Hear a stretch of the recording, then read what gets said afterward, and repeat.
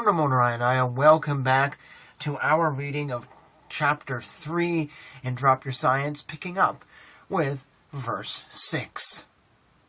The gigantic universal form of the personality of Godhead within the body of the universal shell, which is covered by sevenfold material elements, is the subject for the Virat conception. From Srimad Bhagavatam, Canto 2. To see the Lord everywhere, and to see everything as a manifestation of the Lord's energy, is the goal of the Virat Rupa conception. The sevenfold material elements that separate the various regions of Bhumandala and the universe are earth, sun, moon, fire, water, air, ether, mind, intelligence, and false ego. These are 9, as there are 9 planetary systems in total. They are represented in geometry as the Platonic solids, and their structure underpins each of the 7 areas. To an impersonalist or a neophyte devotee, the Virat Rupa is temporary, but to a real devotee, it is eternal, being forever the Lord and without change. The planets and aspects of which are said to represent facets of the Lord's universal body are arranged in a way that matches the 3 modes of nature. Thus, if one desires to advance in consciousness from ignorance to passion to goodness, one must practice austerity, become a yogi, or serve the Lord and his representatives.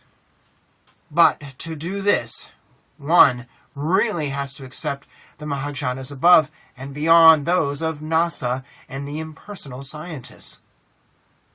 One of the offenses against the holy name is to give some mundane interpretation that goes against the truthful explanation given by the perfect devotees. This rule applies to everything, as the Pranava Omkara is the Mahavakya, which the Virat rests upon. Thus one must always accept the teachings of the Mahajnas without adulteration. Verse 7. The Virat form of the Lord has many hands and legs, and can be perceived in everything.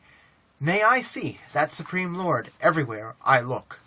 The construct of the universe is first and foremost created by the consciousness of Balarama, who, as Advaita, manifests the world via the 3 Vishnu expansions of the Lord. The Lord's consciousness is invested in the Mahatattva, wherein the resultant past, present, and future is experienced within material time.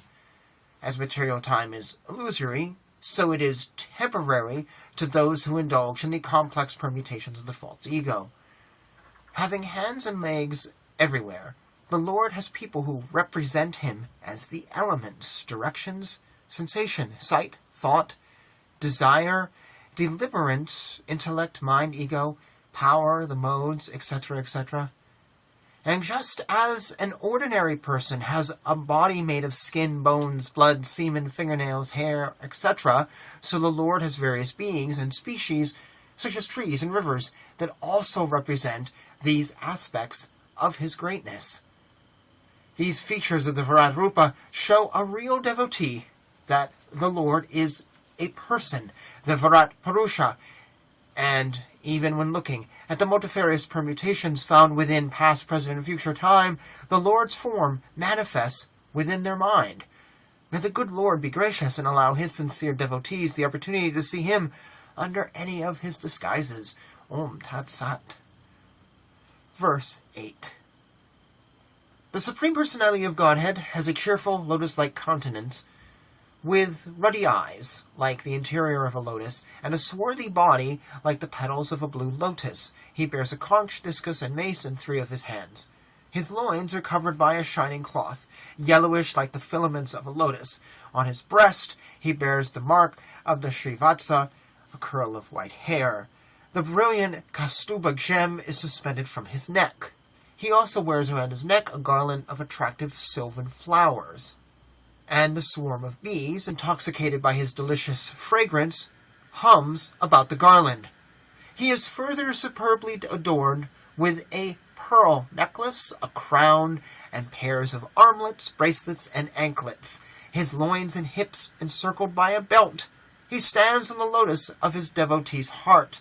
He is most charming to look at, and His sincere aspect gladdens the eyes and souls of the devotees who behold him. From Srimad Bhagavatam, Canto 3, Chapter 28, verses 13 through 16. Just as the description of Virat Rupa is presented in almost all cantos of Srimad Bhagavatam, similarly, a description of the Supersoul, along with perfect instructions on how to meditate upon him, is also given in almost every canto. I have described the details of these 2 meditations, plus a third in Book 2 of Harinama Rahasya. Sadly, I shall not live long enough to write a Part 3. This particular topic of meditation on the Lord's various forms in a step-by-step fashion is written in code form in Canto 11. Serious devotees will see this and perform such automatically. Others will never know it exists. The matter of Sabda Brahma descending into the spiritualized body of a devotee has been explained by Srila Vishwanatha Chakravarti Thakur as follows. The prana phase of Vedic sound, known as para, is situated in the Muladhara chakra. The mental phase, known as pasyanti, is situated in the area of the navel on the Manipuraka chakra. The intellectual phase, known as the Madhyama, is situated in the heart area, in the Anahata chakra. Finally, the manifest sensory phase of Vedic sound is called Vaikhari. This is from Srimad Bhagavatam, Canto 11, Chapter 21, verse 36. The external aspect of Sabda is called Vaikhari and is transmitted through the ears from master to student. Thus, a master should have studied and assimilated Bhagavatam's teachings before he represents Srila Vasudeva. The master's perfect instructions have to be taken inward to enliven these inner aspects of the chakra system before one's consciousness enters the heart fully, wherein the good Lord is to be found in the Anahata chakra. Please do not think there is no qualification for meeting the Lord. Some gurus teach their students to simply shout, Gauranga, and miraculously, that will take them back to Godhead. Gauranga's mercy is everything. However, an illusion of cheapness is created by the master who pushes this teaching as all in all, and in this way pleases his students. As with Sadaputa's explanations, it is only partial. According to the serious teachings of the perfected ascended Akshayas, there's a lot of work to be done before one meets the Lord in any of his 3 features. This work is carried out with both the body and the mind, as every atomic particle of the material form must be spiritualized before one meets the Lord from the spiritual platform of Santa and the devotional platform of Dasya Rasa. Devotional service is not something one should be paid for, except a small maintenance. If one desires a large paycheck, he should enter the path of karma kanda while continuing to chant and pray for deliverance. This is called karma mishra bhakti. The first step is thus to see the Lord everywhere as the Virat, and the second step is to see the Supersoul feature within everyone. One cannot progress onto an intimate relationship with the Lord Krishna in Vraja unless one has surmounted the entire universe and has utmost respect for Lord Vishnu. The third step is to meet the Lord on the milky ocean of the heart, being loving feelings. Once, Sri Radha attained the Lord's solitary embrace, but her eyes were pierced with Cupid's 2 arrows of enjoyment and pleasure. She soon regretted this and lost the Lord of her heart for some time. Radha is situated on the highest level of adoration and respect for the Lord, so imagine where you are as a devotee. Your duty is to become the smallest of the small and pray that you begin to understand the sages' teachings as they are. Verse 9. The 9 cantos of Srimad Bhagavatam are qualifying cantos, and of them the 5th allows the sincere student to cross the entire universe up to the point of Brahmaloka. One cannot skip to the 10th canto without first understanding and assimilating the teachings of the first 9 cantos. Some devotees assume that because they are a Prabhupada disciple, sannyasi, or senior devotee, they are ready to practice Raganuga Bhakti. The truth is that they may try and they may practice, But first, they must understand perfectly Vasudeva's message, even if it is just an essence. Understanding involves practical application, and the Lord in the heart sees everything. The 10th canto is specific for Rasa with the village boy, Kanai. And although this is a small section of the 10th canto, the theme never leaves the real devotee's mind. Rather, it eternally lingers as a sweet scent of sandalwood and musk. The 10th canto is not an affair of the body, the mind, or the intellect. Rather, it deals with the heart-to-heart communication. Therefore, qualification must be sought, and tears must stream down the face. This canto can take one beyond Brahmaloka, and thus words are not enough to convey the goal of the 10th canto. Rather, histories of loving exchanges connect the feelings of love in one heart with that of another. This is all achieved on the quantum level and spiritual level, and thus the separation of material time is not part of the formula. This is a summary of Srimad Bhagavatam's intentions in relation to the descent, Svabda Brahma, given from sincere chanting and service. Now let us engage in a summary discussion of the practical arrangement of Bhumandala's islands and the 7 or even 9 globes that together create the 14 divisions of the universe. As I have explained this matter in full in my series of books entitled Vasudeva's Vedic Universe, especially Book 3, I will not go into detail in this book. Please read those books if you wish to understand the 5th canto and approach the Lord correctly. The intention of this particular book is to assist devotees to get back on the right track of wholly accepting everything written by Srila Veda Vasudeva as being perfect and without need of scientific interpretation. Thus ends this chapter. I was reminded of before I started reading the Srimad Bhagavatam, and as of the recording of this video on February 8th, 2025, the first 6 cantos are available on my YouTube page. As for reading 7 through 12 and putting them on my YouTube, I would like to. It's just a matter of time. Right now, I am looking at the last 17 Upanishads, and I really want to read those. I feel it's like a gift to the world reading all 108 Upanishads, because those are actually really hard to find. Srimad Bhagavatam you can easily get a hold of, but someday I will. Anyways, I have read the first 6 of Srila Prabhupada's version. I actually have another version that's more prose form on the shelf.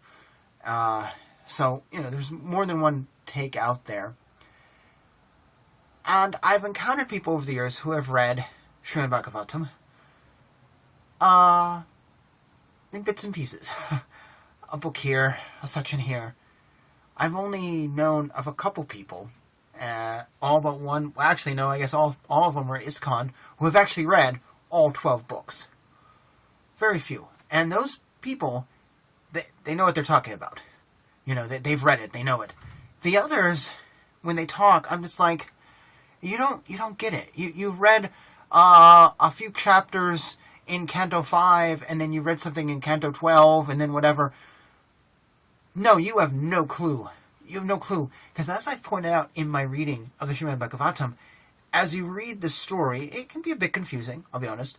But you also see how things expound upon each other.